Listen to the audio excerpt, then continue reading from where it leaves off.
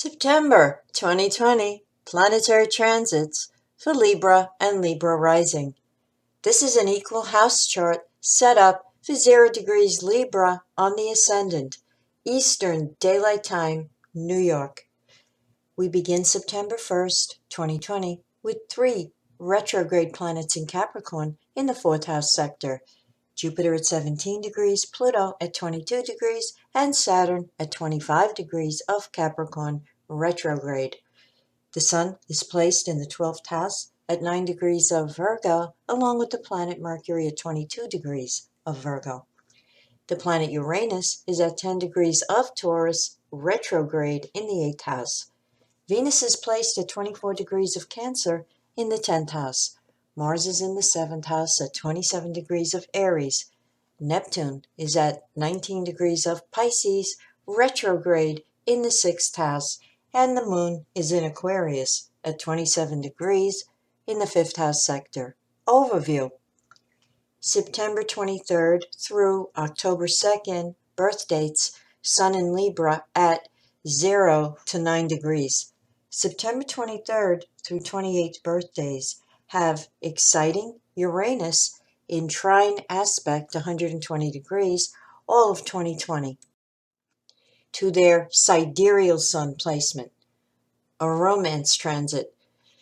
Uranus energy brings stimulating changes and new experiences that enliven your life. At the very least, it will not be dull. October 3rd through October 12th, birth dates, Sun in Libra at 10 degrees through 19 degrees.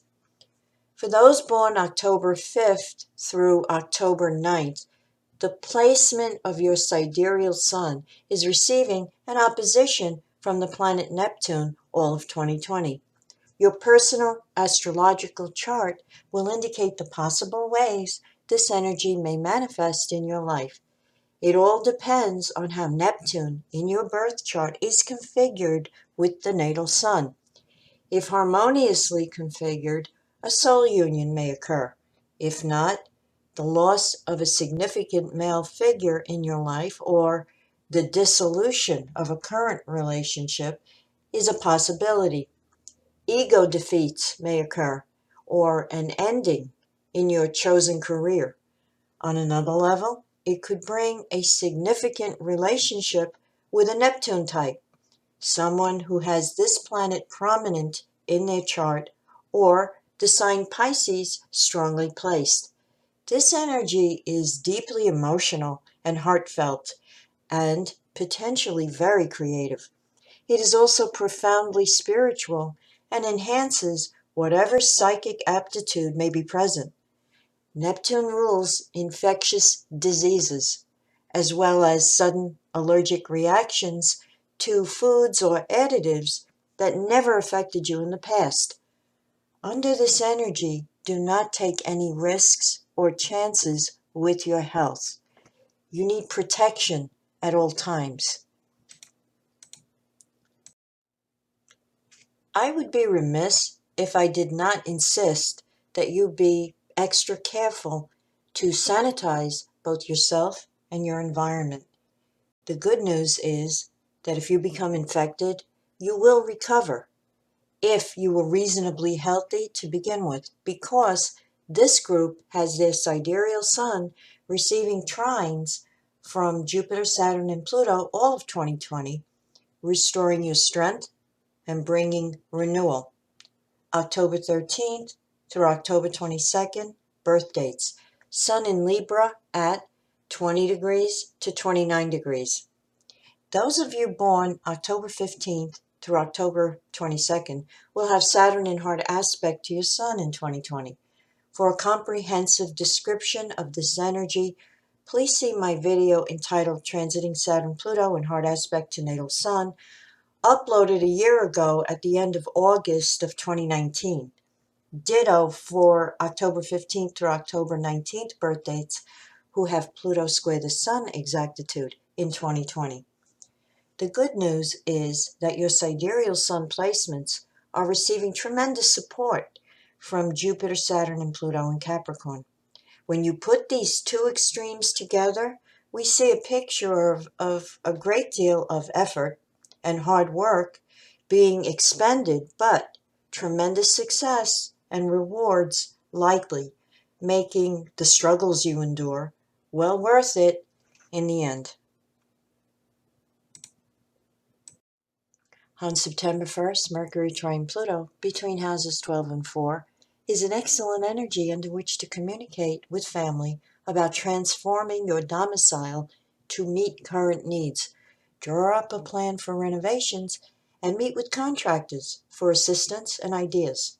September 2nd brings the full moon, 1:23 a.m.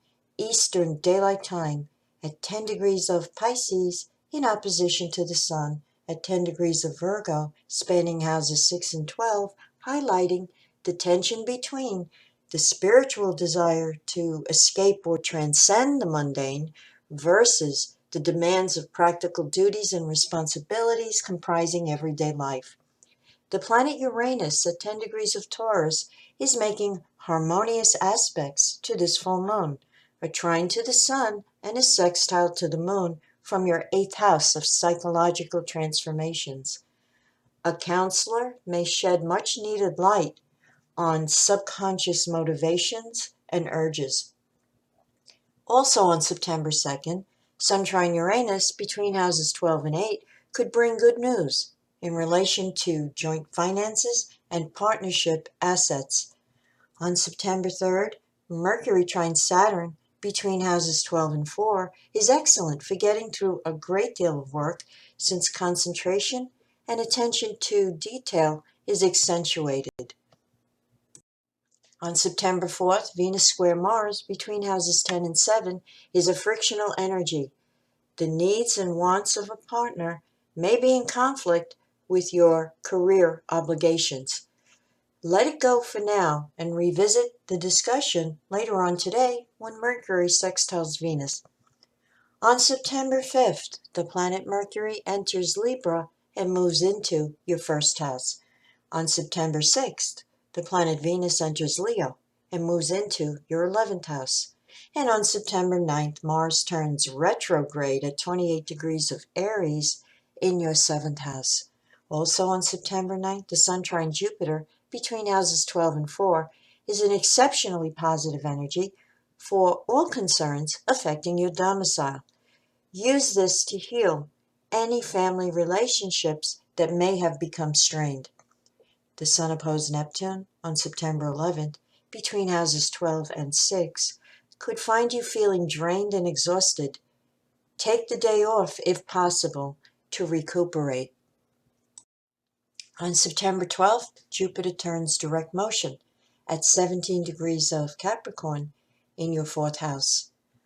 The Sun trine Pluto on September 14th between houses 12 and 4 is excellent for making changes and improvements on the home front. Use this transformative energy to redecorate your domicile for the fall-winter season coming in. Venus square Uranus on September 15th between houses 11 and 8 warns against impulse spending for emotional gratification rather than need. This energy is classic for experiencing a disruption in an intimate relationship and attempting to make yourself feel better by purchasing something. On another level, there may be a disruption with a friend due to a clash in values. September 17th brings the new moon, 7:01 a.m. Eastern Daylight Time at 25 degrees of Virgo in the 12th house, highlighting the importance of getting in touch with your subconscious mind to discover the ways it directs your life. This new moon is harmoniously aspected by trine to Saturn in the 4th house, ruling your deepest, most intimate self, promising great progress made over the next 4 weeks if you make an effort to work at it. This is the time to withdraw, reflect, and evaluate your life, as well as confronting whatever elements you've been hiding from. The autumnal equinox will occur on September 22nd at 9:30 a.m. Eastern Daylight Time, with the Sun entering 0 degrees of Libra and moving into your first house. Three planetary aspects that have to do with communication and how you present yourself to others will be affecting September 20th to 24th, depending on your location, because they're going to hit exactitude in different time zones. They are as follows: Mercury square Pluto, Mercury square Saturn, and Mercury opposed Mars.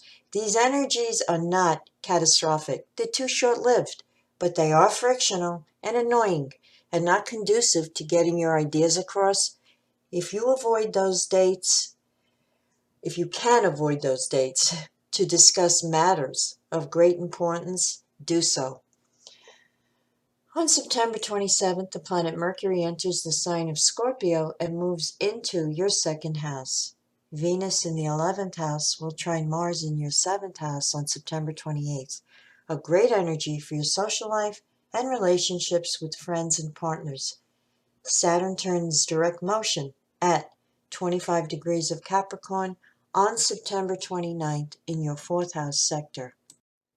Also on September 29th, Mars will square Saturn between houses 7 and 4, an aspect of frustrated energy having to do with the delay of goals and plans.